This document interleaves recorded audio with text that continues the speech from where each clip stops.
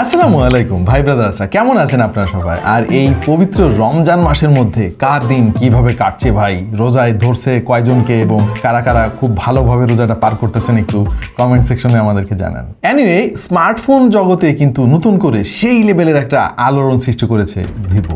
Mobile ফটোগ্রাফিতে আমার মনে হয় ভিভো বেশ বড় রকমের একটা রেভলিউশন নিয়ে হাজির হয়েছে তাদের রিসেন্টলি রিলিজ হওয়া X200 সিরিজের ফোন দিয়ে। আমাদের চ্যানেলেও আপনারা X200, X200 Pro দুইটা ফোনের রিভিউ দেখেছেন। এখন এই ফোনগুলোর বাজেট তো ভাই অনেক বেশি, মানে বলা যায় যে আমাদের মতো আমজনতার হাতের নাগালের অনেক বাইরে। সো যারা আরেকটু কম খরচ করে অস্থির লেভেলের মোবাইল ফটোগ্রাফি করতে চান তাদের জন্য কিন্তু রয়েছে ভিভোর ভি সিরিজ। গত বছরে আমরা দেখেছিলাম ভি সিরিজের V40 বাংলাদেশে রিলিজ হয়েছিল এবং দাম ছিল 63,000 টাকা। আর ওই বাজেটের ফোনগুলোর মধ্যে কিন্তু ভিভো বেশ দারুণ কোয়ালিটির ছবি অফার করেছিল সেই সময়। এবং নতুন বছর আসতে না আসতেই নতুন করে তাদের আরও একটা ডিভাইস চলে এসেছে বাংলাদেশের বাজারে, আর সেটা হচ্ছে V40 পরের প্রজন্মের ফোন। সো আজকের ভিডিওতে আমরা দেখব এই যে V50 সিরিজ তারা লঞ্চ করলো, মানে মাত্র 6 মাসের ব্যবধানে। সো এই ফোনটা বেসিক্যালি কাদের জন্য, আসলে কেমন ছবি তোলা যায় এই ফোন দিয়ে, মানে ভিভো যেরকম বলতেছে আর কি, বিজ্ঞাপনে দেখাচ্ছে যেভাবে, বাস্তবে এই ফোনটার ক্যামেরার কোয়ালিটি কেমন, পারফরমেন্সই বা কেমন, ব্যাটারি ব্যাকআপ কেমন, কি কি খুঁত রয়েছে এই ফোনে যেগুলো আপনার অবশ্যই জানা দরকার ফোন কেনার আগে, সেগুলো নিয়ে আলাপ হবে। ক্যামেরার সামনে আমি রয়েছি ওয়াহিদ, এবং a big shout out for our awesome TTP team member, যাদের অক্লান্ত পরিশ্রমের ফসল কিন্তু আমাদের এই ভিডিওগুলো। ক্যামেরার পেছনে তারা অনেক কষ্ট করে প্রতিদিন, এবং যাদের ছাড়া কিন্তু আমাদের এই টেক টু দ্য পয়েন্ট বা টাইনা টুনা পাস কিন্তু একেবারে টাইনা টুনা ফেল ভাই। সো ক্যামেরা কেন্দ্রিক ফোন হলেও আমরা তো এটার আদ্যপান্ত সব কিছুই তুলে ধরবো। প্রথমে দামটা জানিয়ে রাখি, এই ফোনের একটাই ভেরিয়েন্ট বাংলাদেশের বাজারে পাওয়া যাবে, আর সেটা হচ্ছে 12 GB র্যামের সঙ্গে 256 ইন্টারনাল স্টোরেজ, যার দাম একই ভাই। V40 যে দাম 63,000, একটা কম অবশ্য, আর এটার দামও 63,000। এনিওয়ে 63,000 টাকা দিয়ে এই ফোনটা কি কেনা ঠিক হবে সেটা তো অবশ্যই আমরা জানবো, বাট শুরুটা করব আমরা ডিজাইন দিয়ে। ভাই এইটা এমন একটা ডিজাইন আসলে এর আগে কখনো আমরা দেখি নাই। না মানে আমি এই ক্যামেরা বাম্পের কথা বলতেছি না, ওইটা তো V40তেও ছিল একই রকমই প্রায়। ক্যামেরা বাম্পটা এইরকম হয়েছে, মানে সেম কিন্তু different. But look at the back part, oh my god, তারা এই ফোনে নতুন একটা কনসেপ্ট ইমপ্লিমেন্ট করেছে, বিশেষ করে এই ব্লু কালারে। মানে এই ব্যাক পার্টের দিকে যদি আপনি তাকান, আপনার কাছে মনে হবে মহাকাশে জল করতে থাকা একগুচ্ছ তারকা, লিটারালি গ্যালাক্সি টাইপের একটা ফিল আপনি এখানে পাবেন, কিছুটা খালি চোখে 3D দেখার মতো। আর এটার যে বডি স্ট্রাকচার, ভিভো এটাকে বলছে 4D কার্ভ ডিজাইন, মানে সব দিক থেকে কার্ভ, ডিসপ্লেও চারিদিকে কার্ভ এবং ব্যাক পার্টও চারিদিকে curve. Whatever it feels premium and very comfortable to carry. আমাদের হাতের এই ব্লু কালারটার থিকনেস হচ্ছে 7.67 মিলিমিটার। সাতিন ব্ল্যাক নামক আরো একটা কালার আছে, ওইটা থিকনেস আর একটু কম, 7.39, হুইচ ইজ ক্রেজি। এত স্লিম ফোন হওয়ার পরেও কিন্তু তারা এর মধ্যে 6000 mAh এর ব্যাটারি ইমপ্লিমেন্ট করেছে, যেটা হচ্ছে ওই যে রিসেন্টলি রেভলিউশনারি যে ব্যাটারি সিস্টেমটা, সিলিকন কার্বন। সাথে 90 ওয়াটের ফাস্ট চার্জিং ব্রিকও পেয়ে যাবেন বক্সে। এবং ভিভো তাদের ফোনের ব্যাটারিতে একটা কাজ করে, সেটা হচ্ছে তাদের নিজস্ব ডেভেলপ করা ব্লু ভোল্ট টেকনোলজি, তারা এটাকে বলতেছে। এর ফলে যেটা হবে, নিজস্ব কিছু অ্যালগোরিদমের মাধ্যমে এই ব্যাটারি কনজামশনটা কিন্তু এত কন্ট্রোলড হবে, লম্বা সময় ধরে ব্যাটারি ব্যাকআপ তো পাবেনই, ব্যাটারিটা কিন্তু অনেক দিন ধরে টিকবে, এটা ভিভো বলতেছে। এবং ভিভোর ফোনে কিন্তু আজকাল আমরা মোটামুটি বেশ ভালো কোয়ালিটির ব্যাটারি পাচ্ছি, 4 বছর পর্যন্ত ফ্লুয়েন্টলি এই ব্যাটারিটা আপনি ব্যবহার করতে পারবেন। মানে এটা ভিভোর দাবি ভাই, আমার না। খুবই সলিড একটা ফিল আপনি এর কাছ থেকে পাবেন। ফোনটা দেখে যথেষ্ট ডিউরেবল মনে হয়, দেখতে তো অবশ্যই সুন্দর। যে কোনো মানুষ এই ফোনের ডিজাইনের প্রশংসা তো করবেই, তবে ঝামেলাটা হচ্ছে গিয়ে যে ভাই প্রচুর ফিঙ্গারপ্রিন্ট এতে লেগে থাকে। আপনি যদি ব্যাক কভার ছাড়া ব্যবহার করেন, ফিঙ্গারপ্রিন্ট তো লেগে থাকবে, মানে প্রচুর লাগবে, তাও ঘন ঘন মুছতে হবে। আর একটা ব্যাপার, মানে ফোনটা কিন্তু চরম স্লিপি, যদি ব্যাক কভার ছাড়া আপনি ব্যবহার করেন আর কি, হাত থেকে পড়ে যাবে। কিছু হইলো নাকি? না, কিছু হয় নাই। সো আপনাকে অবশ্যই ব্যাক কভারটা ব্যবহার করতে হবে, বক্সের মধ্যে একটা ব্যাক কভার আপনি পেয়ে যাবেন। এই ফোনে IP68 রেটিং আছে এবং IP69 এর রেটিংও আছে, এর ফলে পানি থেকে এই ফোনটা নিরাপদেই থাকবে। ক্যামেরা সেকশন নিয়ে তো অবশ্যই আমরা আলাপ করব, কারণ এই ফোনটার মেইন কেএসপি তো ক্যামেরা। বাট তার আগে আমরা এটার হার্ডওয়্যার নিয়ে একটু আলাপ করতে চাই। স্ন্যাপড্রাগনের 7 Gen 3, এটা একটা মিড রেঞ্জের চিপসেট, আমরা এর আগেও অনেকগুলো ফোনে দেখেছি। বাট আমার আসলে অবজারভেশন হচ্ছে যে ভাই এই ফোনের দাম তো 63,000 টাকা। সো এইখানে না আরও বেটার চিপসেট দেওয়া যেত। না মানে আমরা যে দেখিনি তা না, রিসেন্টলি কিন্তু আমরা একটা ডিভাইসে দেখেছি, অফিসিয়াল ডিভাইসে, হ্যাঁ, 60,000 টাকা দাম, সেখানে কিন্তু 8 Gen 3 ব্যবহার করছে ভাই। সো ভিভো কিন্তু চাইলে এখানেও 8 Gen 3 ফিট করতে পারতো, মানে একটু ইচ্ছার দরকার আর কি ভাই, আর কিচ্ছু না। অথবা মিডিয়াটেকের ডায়মেনসিটি 8350 বা 8400 এই চিপসেটগুলো কিন্তু অনেক অনেক ভালো, এবং এইগুলোর যে AnTuTu স্কোর ভাই 17-18 লাখের মতো উঠে গেছে আজকাল। সো এই ফোনটা কিন্তু এই একটা জায়গায় আমি বলবো যে খানিকটা পিছিয়েই রয়েছে। এনিওয়ে এই ফোনটাতে মেমোরি ভেরিয়েন্ট একটাই, 12 GB র্যাম আর 256 GB ইন্টারনাল স্টোরেজ, একটাই ভেরিয়েন্ট আপনি পাবেন ভাই।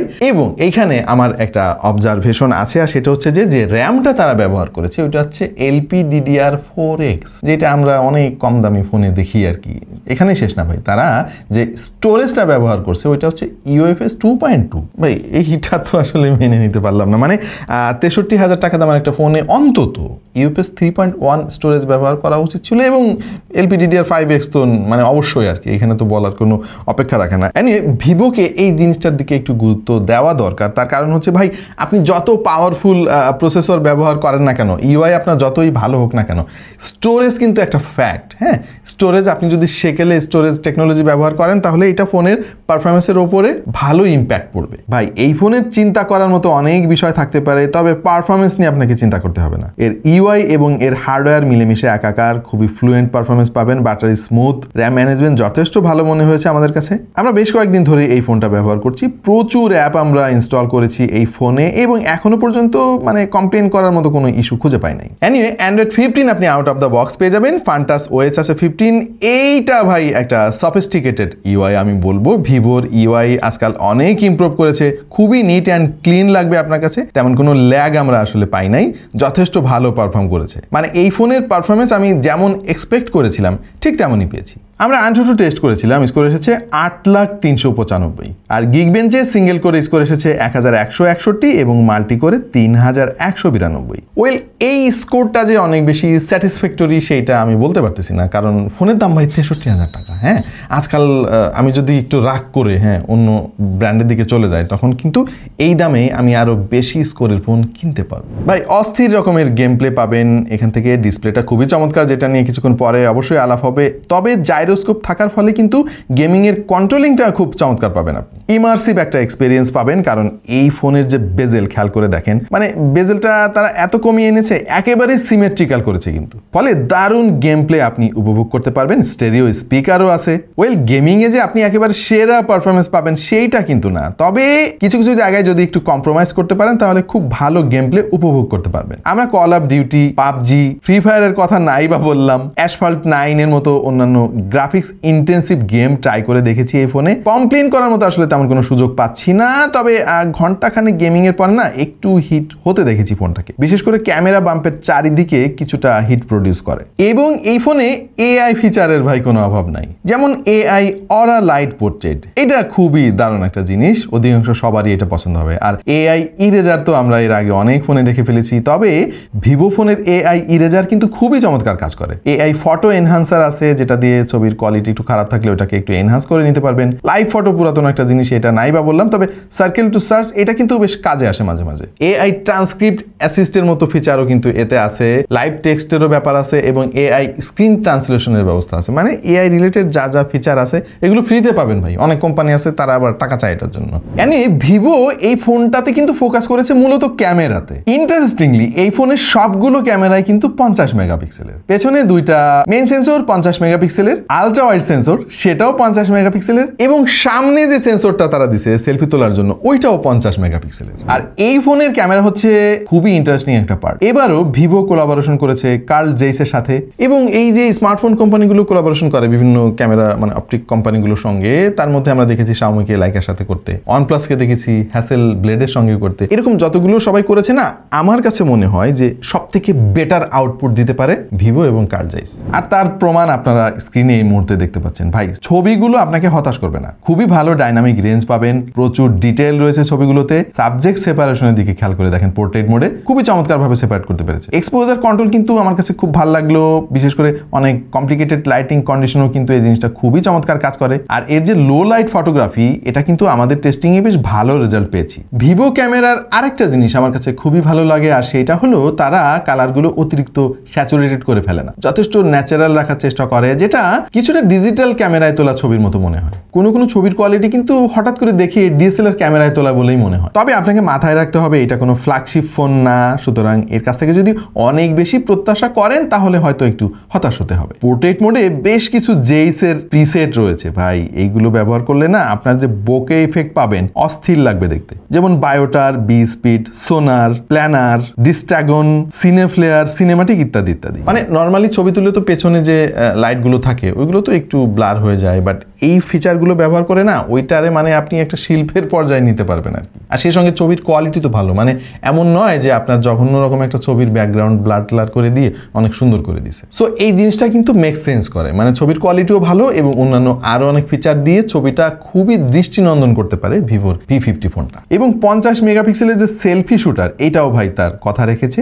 যথেষ্ট ভালো কোয়ালিটির ছবি আমরা পেয়েছি, সোশ্যাল মিডিয়ার জন্য রেডি। হ্যাঁ, আপনি না চাইলে ছবিগুলো কিন্তু এক্সট্রা স্যাচুরেটেড করে দিবে না, এবং ওই যে ভিভো ফোনের একটা দুর্নাম আছে যে ছবি একেবারে প্লাস্টিকের মতো করে দেয়, ওই রকম করবে না। আপনি সবসময় ন্যাচারাল মুডে ছবি তুলবেন, তাহলে দারুণ আউটপুট পাবেন। আমরা বেশ কিছু ছবি তুলেছি একই সঙ্গে Samsung Galaxy S25, iPhone 15 Pro Max এবং V50 দিয়ে। পাশাপাশি ছবিগুলো দেখলে আপনি একটা আইডিয়া পেয়ে যাবেন আসলে এই ক্যামেরার আসলে ক্যাপাবিলিটি কতটুকু। কিছু কিছু ছবি দেখে আসলে এইরকম মনে হচ্ছিল যে এই লোগোটা যদি না থাকতো তাহলে আপনি বুঝতেই পারতেন না যে এটা ভিভোর ক্যামেরা দিয়ে তোলা। সামনে পেছনে প্রত্যেকটা ক্যামেরায় কিন্তু 4K ভিডিও রেকর্ড সাপোর্ট করে, আর যেহেতু মেইন সেন্সরে OIS আছে, খুবই স্মুথ স্টাবিলাইজেশন পাবেন। ভিডিও করতে পারবেন সর্বোচ্চ 4K রেজুলেশনে 30 FPS এ, আর 1080p তে 60 FPS এর সাপোর্ট রয়েছে। ভিডিও কোয়ালিটি যথেষ্ট ভালো ভাই, এটা দিয়ে ব্লগিং টুকটাক কাজও আপনি করতে পারবেন যদি কন্টেন্ট ক্রিয়েটর হন। এবং এইটা হচ্ছে front camera sample. To be very honest ভাই, এরকম কালার কম্বিনেশন, এই যে প্রচুর পরিমাণে ডিটেল আপনি পাচ্ছেন, এবং ভাই প্রচুর ওয়াইড, দিস ইজ অ্যামেজিং। মানে এটা দিয়ে আপনি টুকটাক একটা ব্লগিং ক্যামেরার কাজ করে ফেলতে পারবেন আর দিস ইজ অ্যামেজিং। এবং আওয়াজ যেটা শুনতে পাচ্ছেন এই মুহূর্তে সেটা সরাসরি এই ফোনের মাইক্রোফোন থেকে রেকর্ড করা। সো ক্যামেরায় আসলে চূড়ান্তভাবে আমি যেটা বলতে পারি ভাই, এটার ক্যামেরা আমাকে যথেষ্ট খুশি করেছে, এবং আমি যেটা এক্সপেক্ট করেছিলাম একটা ভিভোর ফোন হাতে নিয়ে, ভি সিরিজের ফোন তো অবশ্যই, ভি সিরিজ সবসময় কিন্তু ক্যামেরাতে ফোকাস করে। সো এই ফোনটা আমাকে যেমন হতাশ করে নাই, আপনাকেও আশা করতেছি হতাশ করবে না। যেমন হতাশ করবে না এর ডিসপ্লে। 6.77 ইঞ্চির একটা প্যানেল তারা এখানে ব্যবহার করেছে, যেটা রিফ্রেশ রেট হচ্ছে 120 হার্জ। অ্যামোলেড এই প্যানেলে কিন্তু রয়েছে P3 হোয়াইট কালার গ্যামোড সাপোর্ট, এবং এই ডিসপ্লেতে লাইট এমিটিং ম্যাটেরিয়াল হিসেবে ব্যবহার করা হয়েছে VM7। এই জিনিসটার নাম আপনারা এর আগে শোনেননি, আমি শিওর, একটু আইডিয়া দিচ্ছি। VM7 হচ্ছে চাইনিজ কোম্পানি ভিশনক্সের ডেভেলপ করা একটা সিস্টেম, একটা মেকানিজম।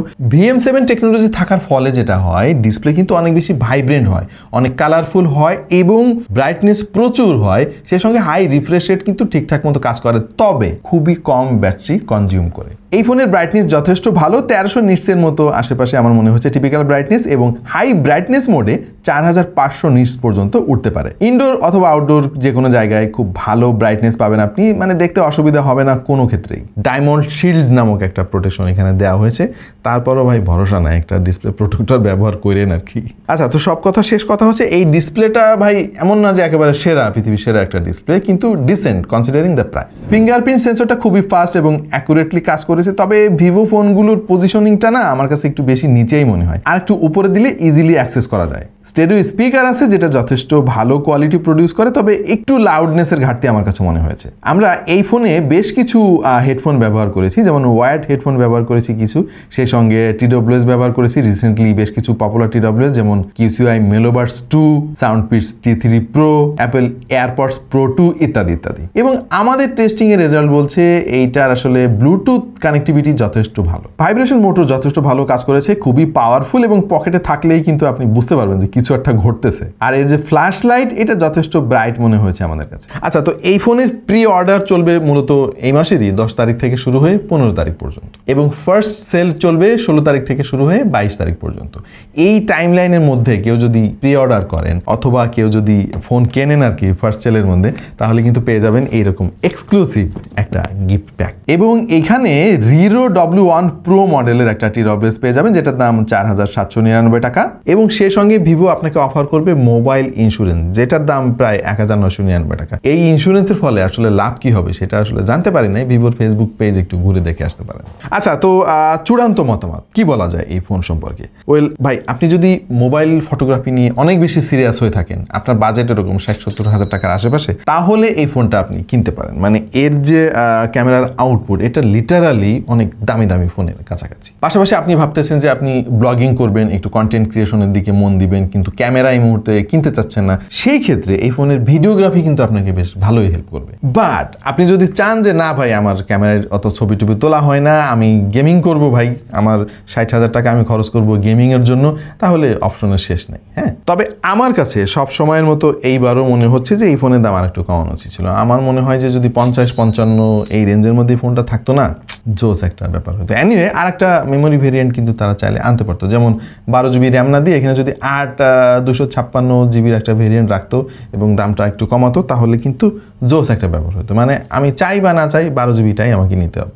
সো আশা করছি এই ফোন সম্পর্কে মোটামুটি যাবতীয় ইনফরমেশন আপনাদেরকে আমরা দিতে পেরেছি, যেগুলো আসলে ম্যাটার করে। এরপর চূড়ান্ত সিদ্ধান্ত নেওয়ার মালিক তো ভাই আপনি, আমার বলার কিছু নাই। এরকম আরও অনেক ভিডিও যদি দেখতে চান তাহলে সাবস্ক্রাইব করতে পারেন আমাদের চ্যানেলে। এবং কেমন লাগলো আপনার চোখে ভিভো V50 অবশ্যই জানিয়ে দিন কমেন্ট সেকশনে। দেখা হয়ে যাবে অন্য কোনো ভিডিওতে ভিন্ন কোনো বিষয় নিয়ে। সেই পর্যন্ত সবাই ভালো থাকুন, ভালো রাখুন এবং দেখতে থাকুন টেক টু দ্য পয়েন্ট।